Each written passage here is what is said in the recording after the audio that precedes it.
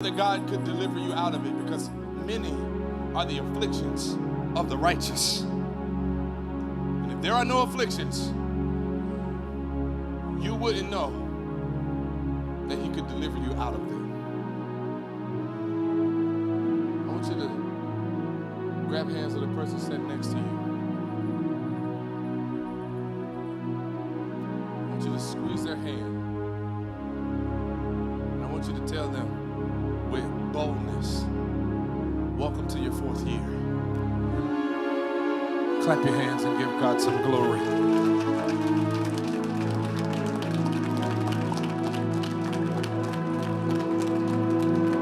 If you believe him, you'll give him some more glory.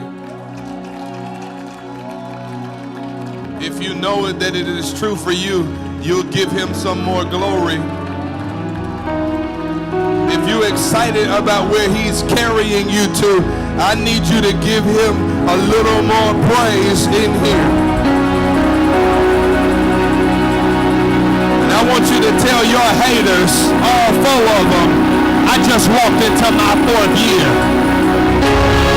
I just walked into my 4th year. I know you was praying that I throw in the towel, but I just walked into my 4th year. I know you was hoping that I would turn around and go backwards, but I just walked into my 4th year.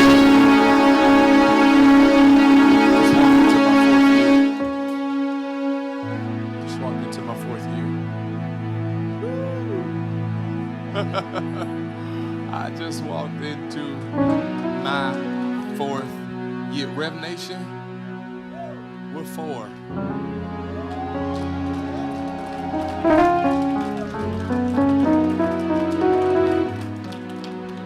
I believe that this is the year. I know, you know how we have these, what they call them, the New Year themes. The year to open door. 2023, good for you, good for me. I don't have one of those. No, I wish I tried to come up with one, but I couldn't. Right? Other than the fact that this is biblically sound. And the only thing that I got to give God is his word, because he honors his word above his name. And so I just came by here to tell you that, Rev Nation, we're getting ready to count fruit. And not just any kind of fruit, but fruit that will remain. Fruit that will remain. Fruit that will remain. I'm excited about the things that we have planned. Y'all sit down. I'm done preaching, I promise. I done sweated all my stuff out. My wife done handed me a bottle of water. But I'm excited about this 4th year. I want you to hold on to words like quantifiable. Right? I want you to hold on to that. That means that you can measure it, right? If something is quantifiable, you can measure it, right? And you have something to measure it up against. And so I'm not one to just think that the church will go up and this people won't come up with it, right? It's not the construct of the building or the name or the brand or whatever you want to call it that God is bringing into a new year. It's you. It's us. It's all of us. We're coming into a year where we'll be able to measure the goodness of the Lord. You'll be able to measure how good God has been to you when you come into the 4th year. So I'm excited about that. I want to do something real simple too. I want to celebrate the planning committee. If you're a part of the planning committee, can you stand? Can you stand?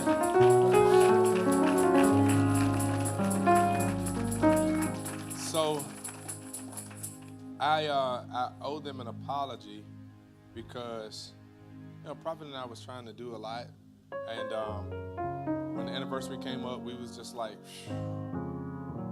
man, what are we gonna do? And so we did what we always do. We went into prayer, and then we reached out to some people. It was like, man, let's go back to Topgolf. God was like, door closed. And so when God shut the door, I was like, all right, well, let's reach out to King's Dominion. Door closed. I was like, all right, God, well, can we go to Top Golf? I mean, can we go somewhere?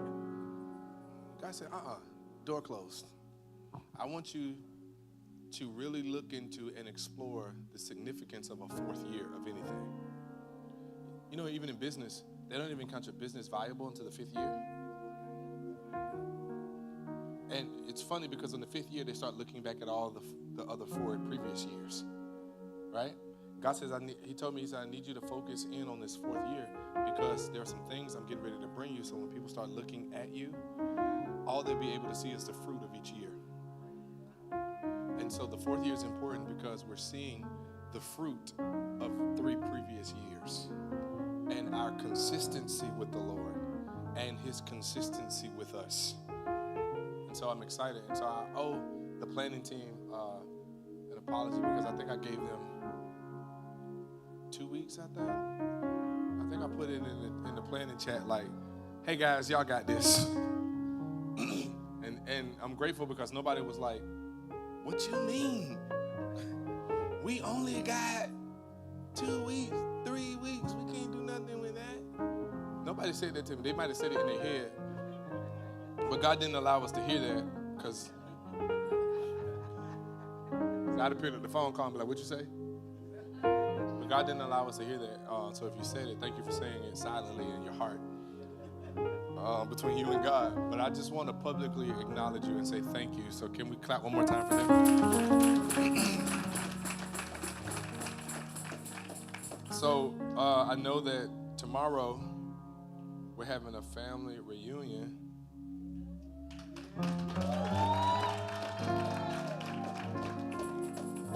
Tomorrow we're going to be here. It's a barbecue going on. We got some stuff happening, and we're going to celebrate. We're going to have a good time. I got another question. Who's here? Is there anybody first time here? You here for the first time? Hey, first timers. Hey. Anybody else? Anybody else? I got something for the first timers. Thank you. So we got these seated towels. Y'all seen these? That's what I've been wiping my head with. Right? It says, for I am seated. Because so the theme of this year is we're seated. And I encourage you to come to church Sunday. And the next couple of Sundays, because we're going to be tired. Last week was like that. I done watched last week's message myself like 5 times. I typically only watch messages once. Something special about that first one, right? So we're in a they told me that these were terrible towels, but these ain't terrible towels. These are seated towels. So, hey, for our first timers, can you catch? No? That's for you. There you go. Y'all clap for them. Clap for them. For everybody else, anybody else who want one, they're $5. You can. I'll be giving them out all weekend. I'll be giving them out all weekend to the guests. But if you're not a guest, and you don't group me, if you don't group me, you're not a guest. All right? You don't group me, you're not a guest. I don't want nobody to withdraw their membership so you can get a towel. Because if you leave a group me chat, you ain't coming back for no towel. You can come to church. You can come to church. All right? We're supposed to do what? Tori, what are we supposed to do with the towels?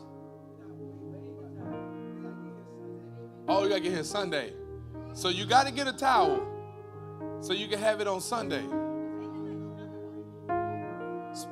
Oh, you're supposed to spin it around your head just like a helicopter. No?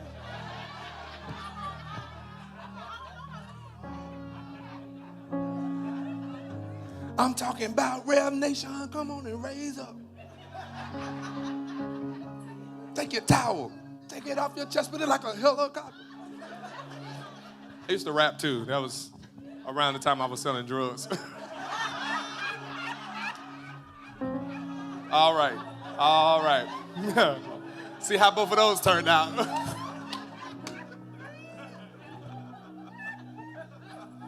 I was spitting hot fire, buddy.